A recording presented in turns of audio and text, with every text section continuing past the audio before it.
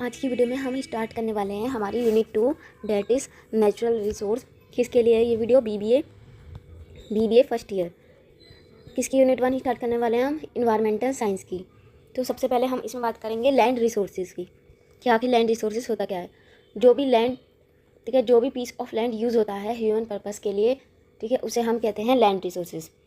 Land is one of the most important natural resource. Land क्या है? एक most important natural resource है। किस लिए यूज़ होता है? एग्रीकल्चर कर सकते हैं हम, सेटलमेंट के लिए, हम इंडस्ट्रीज़ बना सकते हैं, बड़ी बड़ी फैक्ट्रीज़, ट्रांसपोर्टेशन के लिए यूज़ होता है, फॉरेस्ट के लिए यूज़ होता है, माइनिंग के लिए यूज़ होता है और other human activities.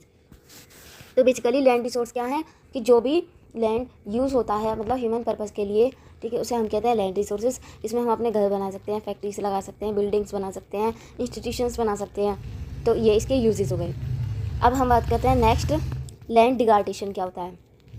Land degradation मतलब जब जो लैंड है हमारा, उसकी जो फर्टिलिटी, क्वालिटी और प्रोडक्टिविटी डिक्लाइन होने लगती है, ठीक है। क्यों? क्योंकि ड्यू टू नेचुरल प्रोसेस, एक नेचुरल प्रोसेस की वजह से और दूसरा ह्यूमन एक्टिविटी की वजह से। जब एक फर्टाइल लैंड अपनी फर्टिलिटी धीरे धीरे डिक्रीज़ करने लगता है, किसकी वजह से? Due to natural processes and human activities, उसे हम कहते हैं लैंड डिग्रेडेशन।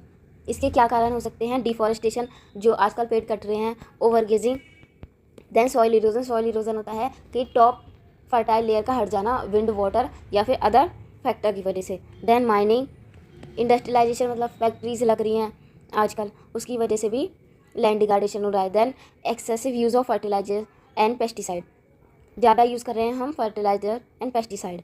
इम्प्रॉपर इरिगेशन, जो इरिगेशन सिस्टम है वो प्रॉपर वर्क नहीं हो रहा। देन अर्बनाइजेशन, आजकल क्या है, टेक्नोलॉजी बढ़ रही है, सिटीज़ ये सब ज़्यादा बन रही हैं, तो इसकी वजह से क्या हो रहा है? लैंड डिग्रेडेशन हो रहा है। इस पर किस पे इफेक्ट पड़ रहा है? जो भी सॉइल की फर्टिलिटी है वो कम हो रही है, जो एग्रीकल्चर प्रोडक्टिविटी है उसमें रिडक्शन आ रहा है, लॉस ऑफ वेजिटेशन, जो भी फॉरेस्ट हैं वो कम हो रहे हैं। डेजर्टिफिकेशन, डेजर्टिफिकेशन मतलब जब एक फर्टाइल लैंड चेंज होने लगता है डेजर्ट में, तो उसे हम कहते हैं डेजर्टिफिकेशन। देन बायोडाइवर्सिटी लॉस, जो भी एनिमल्स एंड प्लांट्स हैं वो धीरे धीरे कम होने लग रहे हैं। और वाटर पोल्यूशन, वाटर पोल्यूटेड हो जाता है इससे। तो ये क्या हम पढ़ रहे हैं? Land degradation. लैंड डिग्रेडेशन मतलब जब लैंड अपनी फर्टिलिटी को डिक्लाइन करने लगता है, क्वालिटी को डिक्लाइन करने लगता है। किसकी वजह से? डिफॉरेस्टेशन की वजह से, ओवरगेजिंग की वजह से, सॉइल इरोजन की वजह से। इफेक्ट क्या होगा कि लॉस होगी सॉइल की फर्टिलिटी, रिडक्शन हो गया एग्रीकल्चर प्रोडक्टिविटी में, डेजर्टिफिकेशन हो सकता है, बायोडाइवर्सिटी लॉस हो सकता है, वाटर पॉल्यूशन हो सकता है। कंट्रोल मेजर क्या क्या हो सकते हैं? इसके कंट्रोल मेजर्स क्या क्या हो सकते हैं? एफॉरेस्टेशन, ज़्यादा से ज़्यादा पेड़ लगाना, कंट्रोल गेजिंग, एक प्रॉपर वे में मतलब एनिमल्स को ग्रेज कराना, soil conservation, then proper irrigation system होनी चाहिए, क्रॉप की रोटेशन होनी चाहिए। सेम टाइप की क्रॉप एक ही लैंड पर ग्रो करते रहेंगे तो उससे भी लैंड अपनी क्वालिटी और फर्टिलिटी लॉस कर देता है। देन सस्टेनेबल एग्रीकल्चर प्रैक्टिसेस, ऐसी प्रैक्टिसेस करो जिससे हम फ्यूचर में भी क्रॉप्स को ग्रो कर पाएँ। तो ये हमने किसकी बात करी थी इसमें? Land degradation, land resources. हमने लैंड रिसोर्सेज पढ़ा, लैंड डिग्रेडेशन पढ़ा, उसके कॉजेज पढ़े, देन क्या इफेक्ट करता है और करेक्टिव मेजर्स क्या हैं। नेक्स्ट हम बात करते हैं लैंड स्लाइड। लैंड स्लाइड क्या होता है? A landslide is the downward movement of soil, rock और debris along a slope under the influence of gravity. ठीक है, जब जैसे ये माउंटेन है हमारा, इसका जो ऊपर का एरिया नीचे गिरने लगता है, किसकी वजह से? ग्रेविटी की वजह से, उसे हम कहते हैं लैंड स्लाइड। ठीक है, कॉज क्या क्या होगा इसके, किसकी वजह से होती है लैंड स्लाइड? सुना होगा, ज़्यादा तेज बारिश आ गई, अर्थक्वेक आ गया, डिफॉरेस्टेशन, पेड़ कम है हमारे पास, माइनिंग, रोड कंस्ट्रक्शन चल रही है, स्टीप स्लोप्स, इन सब की वजह से क्या हो रहा है? लैंड स्लाइड हो रही है। लैंड स्लाइड कुछ नहीं है, डाउनवर्ड मूवमेंट है सॉइल, रॉक और डेब्रिस का, जब एक ऊपर का पार्ट नीचे आ जाता है ग्रेविटी की वजह से माउंटेन का। देन इफेक्ट क्या क्या होगा इससे? Destruction of road and buildings, then loss of life, मतलब जैसे फॉर एग्जांपल हम मनाली घूमने जाते हैं और बीच में लैंड स्लाइड हो गई तो इससे हमारी जान को खतरा हो सकता है। Then damage to vegetation, forest, इन सब में भी क्या हो जाता है? डैमेज हो जाता है। रिवर ब्लॉकेज हो जाती है, जो एक पहाड़ का टुकड़ा ही गिर जाए तो उससे रिवर ब्लॉक हो जाती है। देन सॉइल लॉस, जब जब सॉइल की अपर लेयर बह जाएगी, किसकी वजह से? हैवी रेनफॉल की वजह से, तो वो अपनी फर्टिलिटी लॉस कर देगी। तो ये क्या थी हमारी? तो ये क्या थी हमारी? Land slide. लैंड स्लाइड समझ आ गया, downward movement of soil, rock और डेब्रिस। कॉजेज क्या क्या हो सकते हैं? Heavy rainfall, earthquake, deforestation, mining, road construction, steep slopes. Effect क्या हो गया कि डिस्ट्रक्शन हो गया रोड और बिल्डिंग का, क्योंकि काम रुक जाएगा। Then loss of life, then damage to vegetation, river blockage, soil loss.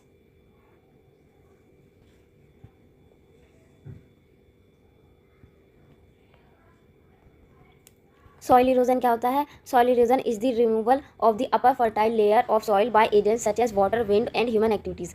जब जो सॉइल की अपर लेयर रिमूव हो जाती है, किसकी वजह से? सॉइल एजेंट्स, कौन कौन से एजेंट हो गए? वाटर की वजह से हो गए, विंड की वजह से हो गए, या अदर ह्यूमन एक्टिविटीज़ की वजह से, तो उसे हम कहते हैं सॉइल इरोजन। कॉजेज़ क्या क्या हैं? जब पेड़ कटते हैं, ओवर गेजिंग होती है, स्ट्रॉन्ग विंड की वजह से, इम्प्रॉपर फार्मिंग की वजह से, कंस्ट्रक्शन एक्टिविटीज़ की वजह से क्या होता है? जो सॉइल की फर्टाइल अपर लेयर है वो रिमूव हो जाती है। इफेक्ट क्या होता है कि सॉइल जो है अपनी फर्टिलिटी लॉस कर देता है, डिक्रीज हो जाती है क्रॉप की प्रोडक्शन में, sedimentation of rivers, then increase land degradation. Land degradation हमने बात करी थी, जब लैंड अपनी फर्टिलिटी, क्वालिटी और प्रोडक्टिविटी को डिक्लाइन कर देता है, डिक्रीज कर देता है। कंट्रोल मेजर्स क्या क्या होंगे सॉइल इरोजन के? एफॉरेस्टेशन करना चाहिए, टेरेस फार्मिंग करनी चाहिए, कंटोर प्लगिंग करनी चाहिए, देन क्रॉप की रोटेशन करनी चाहिए, अलग अलग क्रॉप को ग्रो करना चाहिए, देन शेल्टर बेल्ट्स ऐसी लगानी चाहिए जिससे जो एनिमल्स हैं वो नुकसान ना पहुंचाएं उन्हें, देन कंट्रोल करनी चाहिए गेजिंग को, जो भी एनिमल्स एक्टिविटीज़ है गेजिंग उसे कंट्रोल करना चाहिए। तो ये किसके बारे में हम बात कर रहे हैं? Soil erosion. इस यूनिट में हमें याद रखना है कॉज क्या है, कॉज किससे होंगे, इफेक्ट क्या पड़ेगा, और हम करेक्टिव मेजर्स क्या क्या ले सकते हैं। ठीक है, नेक्स्ट हम बात करते हैं डेजर्टिफिकेशन। डेजर्टिफिकेशन मैंने पहले बताया था, it is the process through which productive land particularly in dry areas become degraded and increase in desert like. जब एक प्रोडक्टिव लैंड कन्वर्ट हो जाता है एक ड्राई लैंड में, तब उसे हम कहते हैं डेजर्टिफिकेशन। डेजर्टिफिकेशन मतलब डेजर्ट लाइक एरिया में कन्वर्ट होने लगता है। इसके कारण क्या क्या हो सकते हैं? डेफॉरेस्टेशन, सबके सेम ही कॉजेज हैं। देन ओवरगेजिंग, सूखा पड़ जाना, ड्रॉट, क्लाइमेट चेंज की वजह से हो सकता है। एक्सेसिव कल्टीवेशन, हम ज़्यादा क्रॉप ये सब कर रहे हैं, इसकी वजह से भी लैंड अपनी फर्टिलिटी को लॉस कर सकता है। इम्प्रॉपर इरिगेशन की वजह से इफेक्ट क्या पड़ रहा है? सेम इफेक्ट पड़ता है, loss of vegetation, decline in agriculture productivity, water scarcity, loss of biodiversity. ठीक है, तो ये क्या था? डेजर्टिफिकेशन। बस हमें मेन चीज़ ये याद रखनी है, बाकी ये कॉज इफेक्ट करेक्टिव मेजर्स ज़्यादातर सब में सेम है। फॉरेस्ट रिसोर्सेज, अब हम बात करते हैं कि फॉरेस्ट रिसोर्सेज क्या होता है। Forest are important renewable natural resources. Renewable क्यों कह रहे हैं हम? क्योंकि हम पेड़ लगा सकते हैं, रिन्यू कर सकते हैं। Forests are important renewable resources, they provide timber, timber मतलब wood, then fuel wood, then food machines and raw material. They also provide habitat for wildlife, ये मतलब जो वाइल्ड लाइफ है उनको घर प्रोवाइड करते हैं और रेगुलेट करते हैं क्लाइमेट और वाटर साइकिल को। फॉरेस्ट रिसोर्सेज क्या हैं? एक इंपॉर्टेंट रिन्यूएबल नेचुरल रिसोर्स है जिससे हमें बहुत सारी चीज़ें प्रोवाइड होती हैं, जैसे कि timber, fuel wood, food, medicine, raw material, cotton, ये सब। दे also provide habitat for wild life को घर देते हैं और रेगुलेट करते हैं क्लाइमेट को और वाटर साइकिल को। अब हम बात करते हैं कॉजेज ऑफ डेफॉरेस्टेशन। डेफॉरेस्टेशन के क्या कारण है? जब लार्ज स्केल रिमूवल हो जाता है और क्लीनिंग हो जाती है किसकी? फॉरेस्ट की, उसे हम कहते हैं डेफॉरेस्टेशन। ठीक है, जब हम लार्ज स्केल में कर देते हैं किसको? ट्रीज और इन सबको हटा देते हैं। मेजर कॉज क्या क्या हो सकता है? एक्सपेंशन ऑफ एग्रीकल्चर, जब हम अपना एग्रीकल्चर को एक्सपेंड कर रहे हो। अर्बनाइजेशन, जब हम सिटीज़ की और ज़्यादा ध्यान दे रहे हो। इंडस्ट्रियलाइजेशन, जब हम फैक्ट्रीज और बिल्डिंग बनाने में फोकस कर रहे हो। देन माइनिंग, ठीक है, माइनिंग क्या होती है? जो कोल की माइनिंग होती है। Then construction of road and railways, इसके लिए हमें रोड चाहिए होती है तो डिफॉरेस्टेशन करते हैं, फॉरेस्ट को क्लीन करते हैं। देन डैम बनने हैं उनके लिए फॉरेस्ट हटा दिए। देन कॉमर्शियल लॉगिंग के लिए, फ्यूल वुड कलेक्शन के लिए। तो ये थे कॉजेज ऑफ डेफॉरेस्टेशन। अब इससे इफेक्ट क्या पड़ रहा है? इफेक्ट क्या पड़ रहा है? बायोडाइवर्सिटी की लॉस हो रही है, सॉइल इरोजन हो रहा है, क्लाइमेट चेंज हो रहा है, लॉस ऑफ वाइल्ड लाइफ खत्म होती जा रही है, डिस्टर्बेंस ऑफ वाटर साइकिल भी डिस्टर्ब हो रही है, increase carbon dioxide in the atmosphere. Carbon dioxide क्यों बढ़ रही है? क्योंकि जो ट्रीज़ हैं वो क्या करते हैं, हमारी जो कार्बन डाइऑक्साइड जो हम रिलीज़ करते हैं उसे वो क्या करते हैं? एब्जॉर्ब करते हैं, एंड वो क्या रिलीज़ करते हैं? ऑक्सीजन, जिसकी वजह से हम सांस ले पाते हैं। अगर पेड़ ही नहीं होंगे तो जो कार्बन डाइऑक्साइड है वो इंक्रीज़ होगी एटमॉस्फेयर में। अब हम बात करते हैं impact of mining on environment and forest. जो भी हम माइनिंग करते हैं कोल की, गोल्ड की, ठीक है, उससे क्या इफेक्ट पड़ता है हमारे इन्वायरमेंट और फॉरेस्ट पर? Mining involve the extraction of minerals and other geological materials from earth. जो भी अर्थ के अंदर से, जो भी ज़मीन के अंदर से मिनरल्स निकलते हैं उन्हें हम उनकी खुदाई करते हैं। इन्वायरमेंट पर क्या इफेक्ट पड़ रहा है? डेफॉरेस्टेशन हो रहा है, लैंड डिग्रेडेशन, लैंड अपनी प्रोडक्टिविटी खो रहा है, सॉइल इरोजन हो रही है, टॉप लेयर रिमूव हो रही है, एयर पॉल्यूशन हो रहा है, वाटर पॉल्यूशन हो रहा है। माइनिंग करोगे ऑब्वियस सी बात है, मशीन का यूज़ करोगे तो नॉइस पॉल्यूशन भी होगा। Destruction of wild life habitat, जो भी मतलब वाइल्ड लाइफ के घर हैं उनको क्या हो जाता है? उनको डिस्ट्रक्शन तोड़ दिया जाता है। देन लॉस ऑफ बायोडाइवर्सिटी कम हो रही है। Mining can disturb the natural structure of land and may permanently alter landscapes. Mining अगर इसी लेवल पर चलती रही तो परमानेंटली लैंडस्केप्स होते रहेंगे। बात करने वाले हैं impact of dam building on environment and forest. Dams क्या होते हैं? जो भी हम इरिगेशन के लिए जो भी कंस्ट्रक्ट करते हैं उन्हें हम डैम्स कहते हैं। ये वाटर स्टोरेज के लिए, हाइड्रो इलेक्ट्रिसिटी के लिए और फ्लड कंट्रोल के लिए बनाए जाते हैं। पॉजिटिव यूज़ क्या है इनका? इरिगेशन होता है, हाइड्रो इलेक्ट्रिक पावर होती है, ड्रिंकिंग वाटर सप्लाई होता है इससे, डैम से फ्लड का कंट्रोल होता है, वाटर को स्टोर कर पाते हैं। नेगेटिव इम्पैक्ट क्या है इन्वायरमेंट पर? सबमर्जेंस ऑफ फॉरेस्ट कोलैप्स हो जाते हैं, loss of wild life habitats, biodiversity का लॉस होता है, जो लोकल कम्युनिटीज़ हैं उनको अपने प्लेसेस को छोड़कर जाना पड़ता है। चेंजेस इन रिवर इकोसिस्टम, क्योंकि जो डैम होता है वो वाटर को स्टोर करता है, इससे रिवर के इकोसिस्टम में चेंज आता है। Then change in sediment movement, ठीक है। देन हम बात करते हैं वाटर रिसोर्सेज क्या होते हैं। वाटर रिसोर्सेज में ऑल सोर्सेज आते हैं जो कि यूज़फुल होते हैं ह्यूमन बीइंग के लिए, एग्रीकल्चर के लिए, इंडस्ट्रीज़ एंड इकोसिस्टम के लिए। सरफेस वाटर, जो वाटर अवेलेबल है अर्थ के सरफेस पर उसे हम सरफेस वाटर कहेंगे। Example river, lakes, pond and reservoirs. Ground water, जो वाटर स्टोर्ड है अर्थ की सरफेस के अंदर, जैसे सॉइल में, रॉक फॉर्मेशंस में, उसे हम कहेंगे ग्राउंड वाटर। सरफेस वाटर, जितना भी वाटर अवेलेबल है अर्थ के सरफेस पर। ग्राउंड वाटर, जो भी अर्थ की सरफेस के अंदर जो सॉइल और रॉक फॉर्मेशन के फॉर्म में है वाटर, उसे ग्राउंड वाटर कहेंगे। एग्जांपल वेल्स, ट्यूबवेल्स, एक्वीफायर्स, ठीक है। अब हम बात करेंगे use and over exploitation of water. Water किस लिए यूज़ होता है? Drinking, agriculture, industries, domestic purpose, घर के कामों के लिए, हाइड्रो इलेक्ट्रिक पावर, बिजली बनाने के लिए, सैनिटेशन के लिए। ओवर एक्सप्लॉयटेशन ऑफ वाटर का मतलब जो हम वाटर को ज़्यादा मात्रा में यूज़ करेंगे उसके नेचुरल रेट से ज़्यादा, उसे हम कहते हैं ओवर एक्सप्लॉयटेशन ऑफ वाटर। इसमें क्या हो जाता है? Decline in ground water level, water जो लेवल है वो उसमें कमी आ जाती है, जो कुएँ हैं वो सूख जाते हैं, वाटर की कमी हो जाती है। लैंड सबसिस्टेंस, लैंड्स में जो वाटर है उसकी कमी हो जाती है। Salt water intrusion in coastal region, ठीक है। तो ये सारे इफेक्ट हैं किसके? ओवर एक्सप्लॉयटेशन ऑफ वाटर के। हम वाटर को कैसे कंजर्व कर सकते हैं? रेन वाटर हार्वेस्टिंग कर सकते हैं, ड्रिप इरिगेशन कर सकते हैं, वाटर रिसाइकलिंग कर सकते हैं। देन हम एफिशिएंट यूज़ करें डोमेस्टिक वाटर यूज़ को, मतलब जो भी हमारे काम हैं उनमें हम कम से कम वाटर का यूज़ करें। Then ground water recharge. अब हम बात करते हैं फ्लड। फ्लड क्या होता है? A flood occurs when water cover land that is normally dry. जब एक लैंड पर एक्सेसिव वाटर आ जाता है उसे हम कहते हैं फ्लड। इसका कारण क्या क्या हो सकते हैं? हैवी रेनफॉल हो सकती है, रिवर का ओवरफ्लो होना, डैम का टूट जाना, डिफॉरेस्टेशन, ठीक है, जब हम फॉरेस्ट को काट देते हैं, पुअर ड्रेनेज और रैपिड अर्बनाइजेशन। अगर फॉरेस्ट नहीं रहेंगे तो वाटर ऑब्वियसली बात है कंट्रोल नहीं होगा। देन इफेक्ट क्या क्या हो सकते हैं? Loss of human and animal life, जैसे कि फ़िलहाल में फ्लड आ रही है, किसमें? नेपाल में आ रही है। देन क्रॉप डिस्ट्रक्शन, क्रॉप ख़राब हो सकती है, प्रॉपर्टी डैमेज हो सकती है, सॉइल इरोजन हो सकता है, स्प्रेड ऑफ वाटरबॉर्न डिसीजेस हो सकती हैं, डैमेज टू इंफ्रास्ट्रक्चर, जो भी बिल्डिंग ये सब है उनका डैमेज हो सकता है। अब हम बात करते हैं ड्रॉट की। ड्रॉट क्या है? एक प्रोलॉन्ग्ड पीरियड है जो कि abnormally low rainfall resulting in water shortage. जहाँ एक एरिया में कम बारिश होती है, ठीक है, तो वहाँ सूखा पड़ जाता है, उसे हम कहते हैं ड्रॉट। कॉजेज़ क्या क्या है? लो रेनफॉल, बारिश की कमी की वजह से गर्मी ज़्यादा बढ़ी है, उसकी वजह से क्लाइमेट चेंज हो रहा है, इसकी वजह से डिफॉरेस्टेशन है, पेड़ नहीं लग रहे, एक्सेसिव वाटर एक्सट्रैक्शन, जब वाटर को ज़्यादा से ज़्यादा हम यूज़ करेंगे तो शॉर्टेज आ जाती है वाटर की। इफेक्ट क्या क्या होंगे? वाटर की कमी हो जाएगी, क्रॉप फेलर हो जाएगा, फूड की शॉर्टेज हो जाएगी। क्यों? जब क्रॉप नहीं ग्रो होगी तो फूड कैसे होगा? Then livestock losses, migration, अलग जगह पर हमें शिफ्ट होना पड़ेगा। Then economic losses. अब हम बात करते हैं कॉन्फ्लिक्ट्स ओवर वाटर कि क्या क्या कॉन्फ्लिक्ट्स हुए हैं वाटर पे। Water conflict refer to the disagreement among individual, communities, state और countries regarding the allocation, control और यूज़ ऑफ वाटर रिसोर्सेज।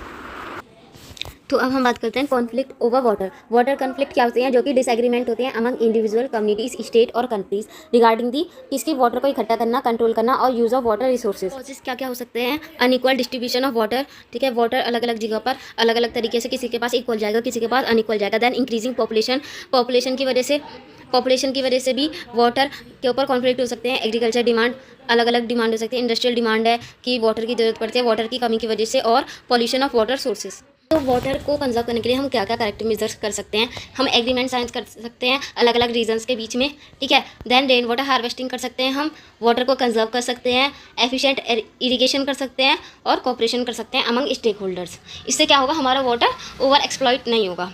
अब हम बात करते हैं एनर्जी रिसोर्सेज की, ठीक है। एनर्जी रिसोर्स क्या होते हैं? जो नेचुरल रिसोर्स जो कि क्या करते हैं?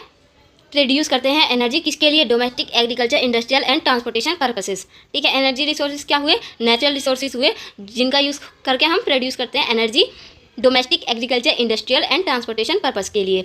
दे are broadly classified into renewable and non renewable energy sources. पहले हम बात करेंगे रिन्यूएबल एनर्जी रिसोर्सेज। नाम से समझ आ रहा है जिसे हम रिन्यू कर पाएँ, जिसे हम दोबारा बना पाएँ, उसे हम कहते हैं रिन्यूएबल एनर्जी सोर्सेज। ये naturally replenished with a relatively short period. जैसे सोलर एनर्जी। सोलर एनर्जी क्या हो गई? जो एनर्जी सनलाइट से आती है। विंड एनर्जी इलेक्ट्रिसिटी जनरेट करने में हेल्प करती है, जैसे विंड टर्बाइंस, ऐसे जो विंड मिल्स होती है। Then hydro power, energy generated from moving और फॉलिंग वाटर, उसे हम कहते हैं hydro power. Then biomass energy, energy obtain from organic material such as agriculture and biological waste.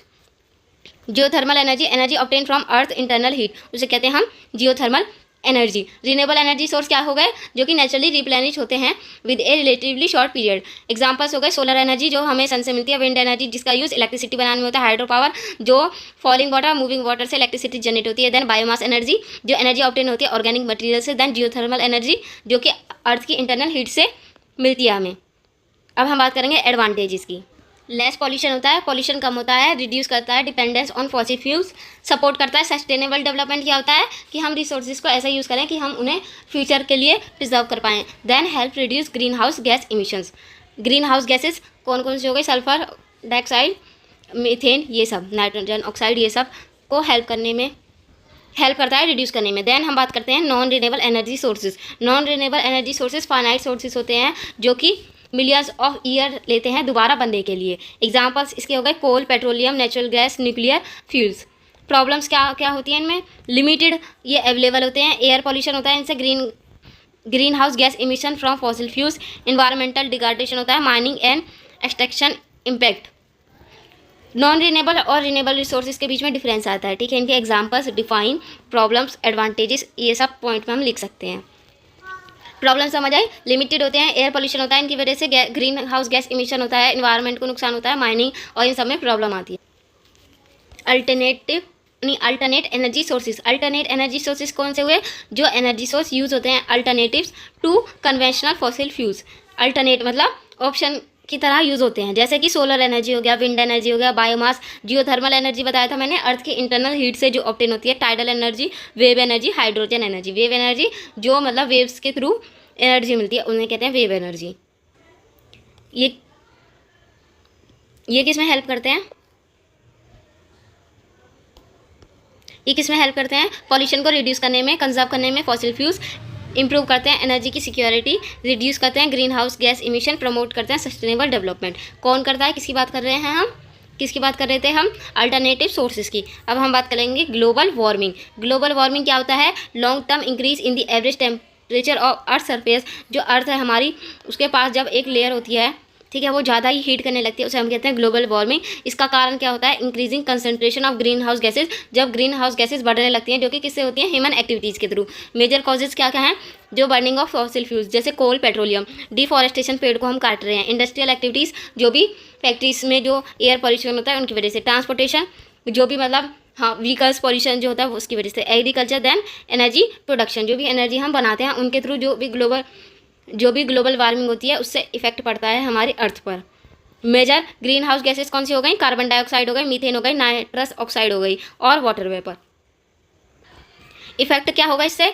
Temperature बढ़ेगा जो इन्वायरमेंट में है, ग्लेशियर मेल्ट होंगे और आइसी मेल्ट हो जाएंगी, देन सी लेवल राइज होगा, हीट वेव्स होंगी, change in rainfall pattern, extreme weather event और इकोसिस्टम डिसरप्शन। ठीक है, बेसिकली टेम्परेचर राइज होने की वजह से इन्वायरमेंट का टेम्परेचर भी राइज होगा, क्लाइमेट भी चेंज होगा, हीट वेव्स होंगी, ये सब इसके इफेक्ट हो गए, किसके? ग्लोबल वार्मिंग के। अब हम इसे कंट्रोल कैसे कर सकते हैं? कंट्रोल मेजर्स क्या हो गए? हम रिन्यूएबल एनर्जी का यूज़ करें, जैसे solar energy, wind energy, water energy, increase करें, फॉरेस्ट को कवर करना, इंप्रूव करें एनर्जी एफिशिएंसी, एनर्जी को एफिशिएंटली यूज़ करें, फॉसिल फ्यूल्स का कंजप्शन कम करें, प्रमोट पब्लिक ट्रांसपोर्टेशन, सबके अलग अलग पर्सनल व्हीकल ना यूज़ करके हम पब्लिक ट्रांसपोर्ट जैसे बस, ट्रेन, इन सब का यूज़ करें, रिड्यूस वेस्ट एंड पॉल्यूशन को और वेस्ट को कम से कम यूज़ करें, कम से कम यूज़ नहीं करें, कम से कम करें ही नहीं, मतलब वेस्ट ज़्यादा ना करें, पॉल्यूशन ज़्यादा ना करें हम। देन हम बात करेंगे green house effect. Green house effect एक नेचुरल प्रोसेस है जिसमें कुछ गैसेज होती हैं जो कि एटमॉस्फेयर में एब्जॉर्ब होती हैं and reemit some of the heat radiated by the earth keeping the planet warm enough to support life. Greenhouse effect क्या होता है कि अर्थ के पास एक मतलब गर्मी होती है जिससे उससे क्या होता है कि जो प्लैनेट पर लाइफ पॉसिबल होती है उसके थ्रू, प्रोसेस क्या है इसका, सोलर रेडिएशन, अर्थ एब्जॉर्ब करेगी हीट को, देन अर्थ रिलीज करेगी हीट को, greenhouse gases some heat को एब्जॉर्ब करेंगी, देन उस हीट को किस में रिजॉल्व करेंगी, वो एटमॉस्फेयर में, और अर्थ इससे क्या होगी, वार्म रहेगी। ग्रीन हाउस गैसेस हमने पहले भी पढ़ी थी, CO2, CH4, N2O, nitrous oxide and water vapour. Green house gas effect क्या है, ये एक नेचुरल प्रोसेस है जिसमें कुछ गैसेस रहती हैं एटमॉस्फेयर में जो एब्जॉर्ब होती है, ठीक है। इनके थ्रू जो अर्थ है हमारी वार्म होती है, जिसके थ्रू लाइफ पॉसिबल है अर्थ पर। एक प्रोसेस दे रखा है, ये प्रोसेस आता नहीं है पर एक बेसिक नॉलेज होनी चाहिए, ठीक है। अगर इसमें हम कंटेंट लिखने जाएँ 7 नंबर में तो हम इसमें लिख सकते हैं। ग्रीन हाउस गैसेस याद रख लेना, CO2, carbon dioxide, methane, nitrous oxide, water vapour. अब हम बात करेंगे हमारे लास्ट टॉपिक की, एसिड रेन। एसिड रेन क्या है, रेफर टू दी प्रेसिपिटेशन। अब हम बात करेंगे हमारे लास्ट टॉपिक की, एसिड रेन। एसिड रेन क्या है, जब एक रेन मोर एसिडिक, उसमें कुछ एसिड मिल जाते हैं रेन के साथ, उसे हम कहते हैं एसिड रेन, ठीक है। कौन कौन से गैस मिल जाती है, सल्फर डाइऑक्साइड और नाइट्रोजन ऑक्साइड। जब इनका किससे मिलन हो जाता है, नॉर्मल रेन से जब बनती है acid rain, SO2 atmosphere reaction से मिल जाती है तो क्या बनता है, sulphuric acid compound. Nitrogen oxide किससे मिल जाती है तो क्या बनता है, nitric acid compound. These acid substance can return to the earth, ये अर्थ में वापस आते हैं किसके फॉर्म में, रेन के फॉर्म में, स्नो के फॉर्म में, फॉग के फॉर्म में और ड्राई डेपोजिशंस के फॉर्म में, मतलब छोटी छोटी सैंड के रूप में।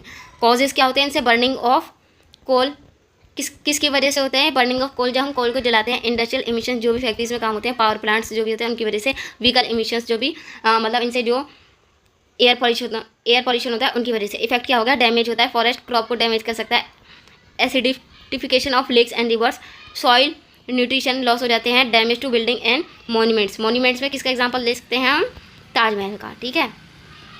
ताजमहल का एग्जांपल इसके लिए बेस्ट है। Then harm to aquatic organism, जो भी पानी के जीव हैं उनको भी हार्म करती है एसिड रेन। एसिड रेन क्या है, जब एक नॉर्मल रेन में कुछ गैसेस मिक्स हो जाती हैं, ठीक है, तो उसे हम कहते हैं एसिड रेन। कॉजेज क्या क्या हैं कि कोल की burning, industrial emissions, power plant, vehicle emissions के थ्रू होती है। इफेक्ट क्या है, फॉरेस्ट को डैमेज कर देती है, क्रॉप को डैमेज कर देती है, हार्म करती है जो भी पानी में जीव रह रहे हैं उनको डैमेज कर देती है, हमारी building and monuments. Best example है ताजमहल। करेक्टिव मेजर्स क्या क्या हो सकते हैं, reduce SO2 and nitrogen oxide emissions, ठीक है। क्लीनर फ्यूल यूज़ करें, प्रमोट करें रिन्यूएबल एनर्जी को, use emission control technologies, improve public transportation. Public transportation best है यूज़ करना, जिससे एयर पॉल्यूशन भी कम हो और सोर्सेज भी बचे रहें। तो ये थी हमारी यूनिट 2 किसकी, इन्वायरमेंटल साइंस की, BBA फर्स्ट ईयर, ठीक है। इसके नोट अगर चाहिए आपको तो कमेंट कर देना, और if you find any mistake in this video और कुछ समझ नहीं आया हो तो कमेंट कर देना, बाकी सब्सक्राइब कर लेना चैनल को and like the video. Thank you so much.